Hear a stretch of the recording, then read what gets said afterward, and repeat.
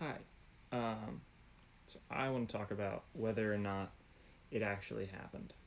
Um, so I did a lot of research, and you've read most of it. Maybe not most of it. I did a lot more than what I ended up using. Um, and when I got to the end of it, so you have arguments. You have the geological argument that stones don't form that way against the flood.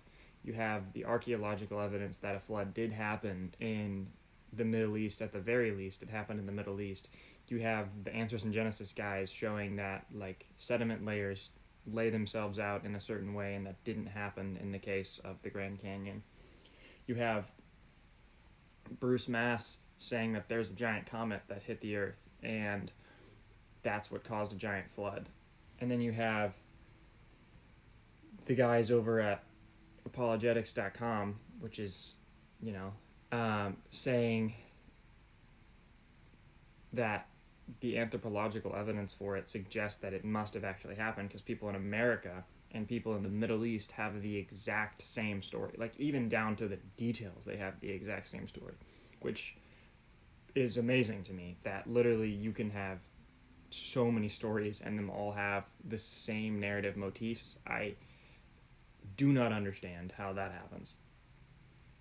But I think the main point is you get to the end of this, and the best I can say is I think it probably happened because of the anthropological evidence. That evidence is not insignificant to me. Um, but I don't know. I've come to the end of this, and I do not know the answer. I think probably, but that's the best I can do, and I think that is important in doing research and in being a Christian in general. This kind of gets into more of the religious implications of it. For doing research, sometimes you're going to get to the end of a project and you're going to not know, and that's important to know. Is that you sometimes don't have all the information that you need to actually make a decision on whether or not this thing actually happened. Second of all, the religious implications. I think it's okay for us to come to the end of researching something about the Bible that relates to it, and to come to the end of it and just say, I can't give a straight answer. I don't know. I don't know the answer, and I may never know the answer.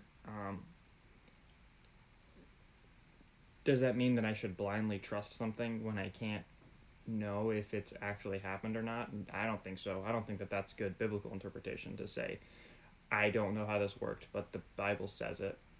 Therefore, I'm going to trust it full heartedly with no questions.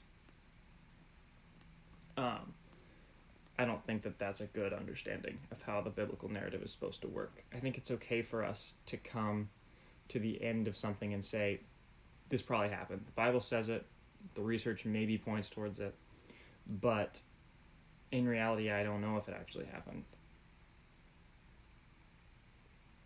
Yeah.